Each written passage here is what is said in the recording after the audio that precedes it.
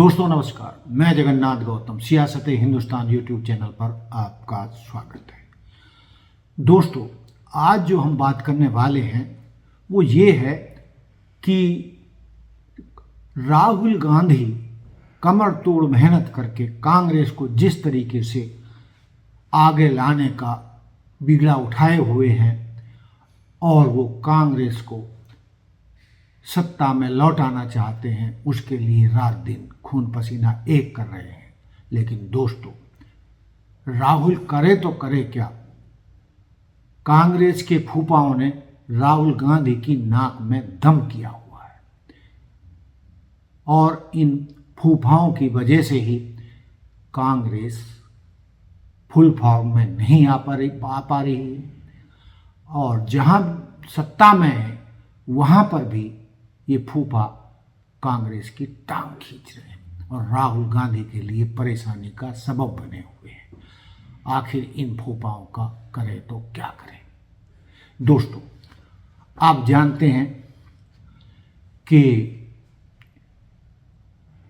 पंजाब कांग्रेस में कांग्रेस के सबसे बड़े फूफा नवजोत सिंह सिद्धू का अभी तक कोई इलाज हुआ नहीं था कि एक और फूफा सामने खड़ा हो गया।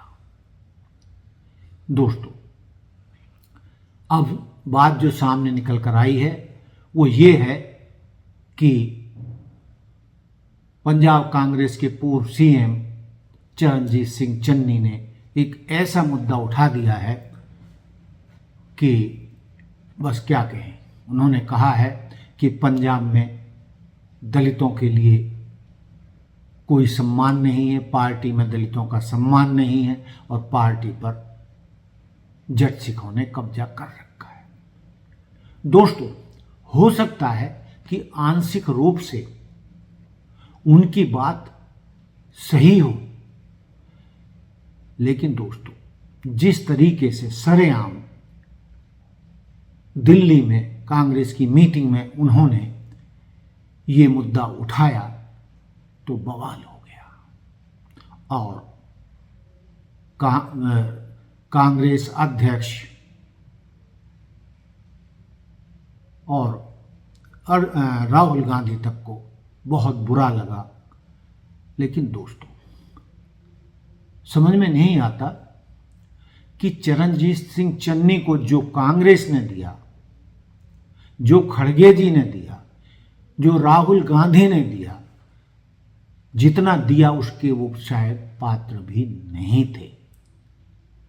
दोस्तों, जो भी हालात रहे हों,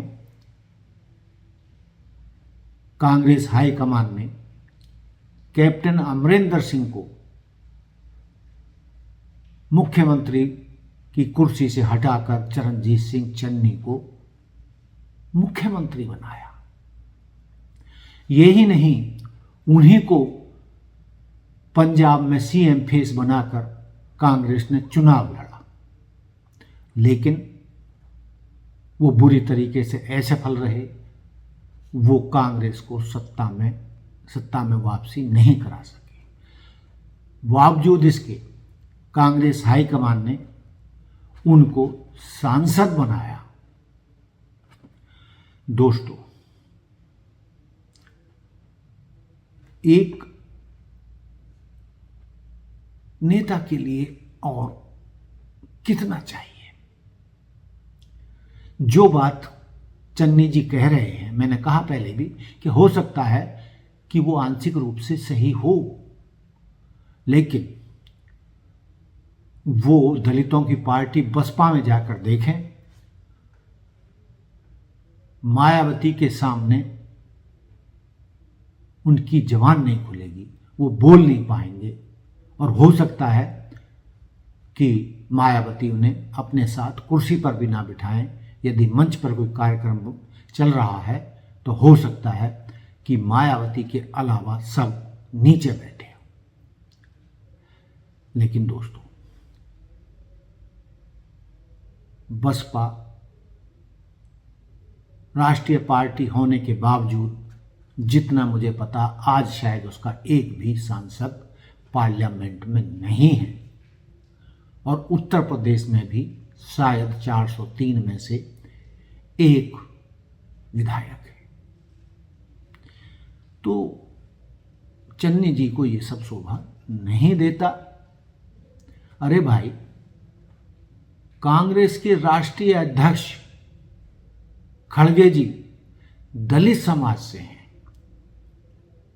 मैं ये नहीं कहता कि चन्नी जी ने जो मुद्दा उठाया है वो पूरी तरह जायज नहीं है, आंशिक रूप से जायज हो सकता है, लेकिन वो बात उन्होंने मंच से नहीं, भरी मीटिंग में नहीं, बल्कि अलग से खड़गे जी को या राहुल गांधी को कही जा सकती थी। दोस्तों, जैसा कि आप जानते हैं कि पंजाब में कांग्रेस के आने वाले अगले साल जो चुनाव होने वाले हैं उनके सत्ता में लौटने की पूरी उम्मीद है। लेकिन जिस तरीके से चरणजीत सिंह चन्नी ने ये बयान दिया है और नवजोत सिंह सिद्धू और नवजोत कौर सिद्धू उनकी पत्नी ने जिस तरीके से कांग्रेस हाईकमान और कांग्रेस का बंटा ढाल पंजाब में किया हुआ है, उसमें आग में घी डालने का काम चन्नी जी ने किया है। दोस्तों, देखें कि कांग्रेस के पंजाब में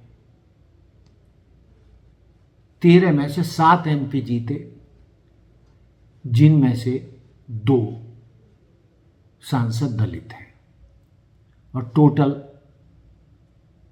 13 में से 4 सांसद दलित जीते हैं। एक आम आदमी पार्टी का और एक आजाद उम्मीदवार के रूप में जीता है। दोस्तों, बात पंजाब की ही नहीं है, हरियाणा में भी यही हाल है।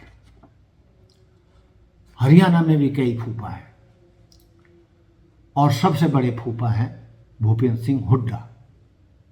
दोस्तों, कांग्रेस ने उनको 3 बार मौका दिया है। 3 बार हरियाणा में उनके नेतृत्व में विधानसभा का चुनाव लड़ा गया है और वो तीनों बार हारे हैं और कांग्रेस को सत्ता में लाने में असफल रहे।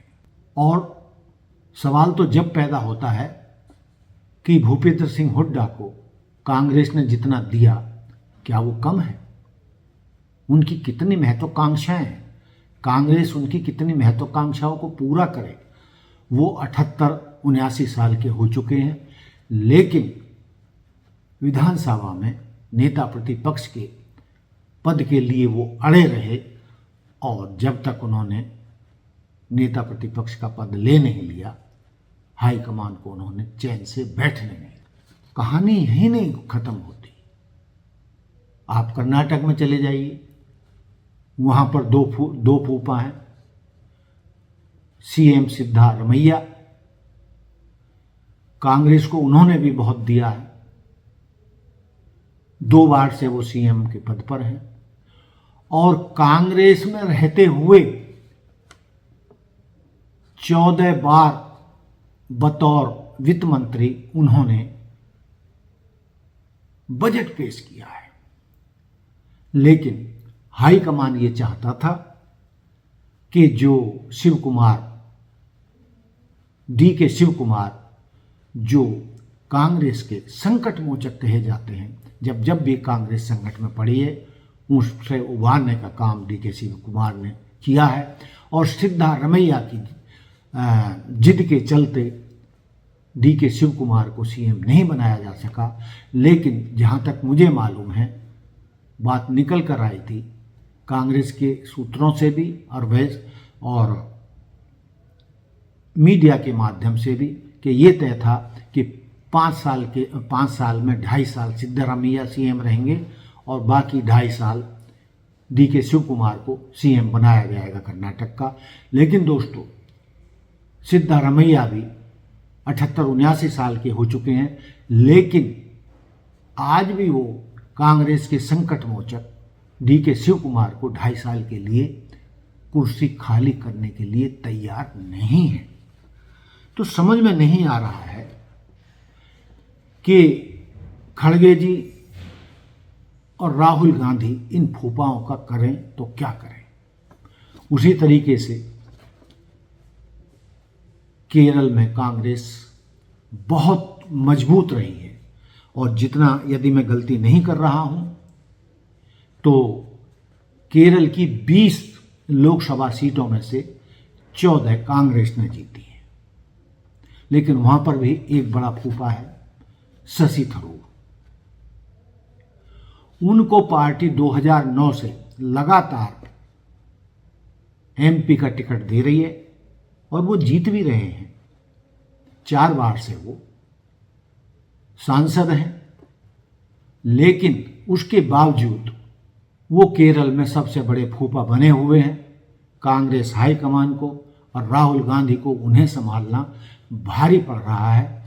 कभी वो मोदी जी की गोद में जा बैठते हैं, कभी अमित शाह जी की गोद में जा बैठते हैं और कभी कई कार्यक्रमों में मोदी जी के कहने से वो कांग्रेस हाईकमान के बिना परमिशन के ही भाजपा के कार्यक्रमों में चले जाते हैं। विदेशी प्रतिनिधिमंडल का हिस्सा बनकर अपने कांग्रेस हाईकमान से बिना पूछे ही चले जाते हैं। उनमें इतनी मरोड़ है। तो दोस्तों, कहने का मतलब ये है कि मैं ही नहीं कह रहा, और भी राजनीति के पंडित ये कहते हैं कि कांग्रेस को कांग्रेस ही हराती है, यानी कांग्रेस को कांग्रेस ही हराते हैं और वो कई बार सत्ता में आते आते इन फूफाओं की वजह से या गुटबाजी की वजह से सत्ता में आते आते रह जाती है। ये निश्चित तौर पर हम दावे के साथ कह सकते हैं कि हरियाणा में यदि गुटबाजी नहीं होती और भूपेंद्र सिंह हुड्डा सबको साथ लेकर चलते और बाकी और जिताऊ उम्मीदवारों को टिकट लेने देते, या जितने भी और कद्दावर हरियाणा के नेता थे उनके हिस्से में भी पूरे उम्मीदवार दिए जाते, तो दोस्तों कोई कारण नहीं था कि कांग्रेस हरियाणा में कांग्रेस सत्ता में नहीं आती। अब दोस्तों, जैसा कि आप समझेंगे, हरियाणा में तो चलो टाइम है अभी, लेकिन दोस्तों जिस तरीके से पंजाब में अगले साल ही लगभग 1 साल बचा, 1.25 साल, अप्रैल में विधानसभा के चुनाव होने हैं। वहाँ पर पहले तो सिद्धू दंपत्ति ने हाईकमान की नाक में दम किया हुआ था, अब दूसरे फूफा चरणजीत सिंह चन्नी हो गए। हरियाणा की बात मैंने आपको बता दी, कर्नाटक की बात मैंने आपको बता दी और केरल के फूफा की भी बात बता दी। तो समझ में नहीं आ रहा है कि इन फूफाओं का क्या इलाज हो। दोस्तों, इनको जितना कांग्रेस ने दिया है उससे इनको ज़्यादा चाहिए। बताइए, भूपेंद्र सिंह हुड्डा जी को क्या और लोगों के लिए सीट नहीं छोड़नी चाहिए? यदि एक एक आदमी जबरदस्ती करेगा या वही वही मुख्यमंत्री बनना चाहेगा हर बार, तो जो बाकी लोग पार्टी में लगे हैं वो खून पसीना एक कर रहे हैं और उनके भी दशकों कांग्रेस में गुजर गए हैं, तो उनका नंबर कब आएगा? तो दोस्तों, मेरा तो ये मानना है कि इन फूफाओं का इलाज बहुत ज़रूरी है और जहाँ जहाँ भी ये फूफा कांग्रेस को कमज़ोर कर रहे हैं, जिद पर अड़े हैं और कांग्रेस को नुकसान पहुँचा रहे हैं, इन फूफाओं का इलाज ज़रूरी है, इनका ऑपरेशन ज़रूरी है, वरना ये फूफा कांग्रेस को सत्ता में नहीं आने देंगे और अपने स्वार्थ के लिए अपनी पार्टी का सत्यानाश करते रहेंगे और कांग्रेस के लिए सत्ता के दरवाजे बंद करने का सबब बनते रहेंगे। तो दोस्तों, आप क्या कहते हैं? जो मैंने मुद्दे उठाए हैं, ये कांग्रेस के फूफा हैं, इनके साथ क्या व्यवहार होना चाहिए? हाईकमान को इनके साथ कैसे निपटना चाहिए? हमें आपके कमेंट्स का इंतज़ार रहेगा। अपने कमेंट्स में बताइए कि इन फूफाओं का कैसे इलाज किया जाए। तो दोस्तों, देखते रहिए सियासत Hindustan. Like, subscribe and share. जय हिंद, जय भारत। जय संविधान। धन्यवाद।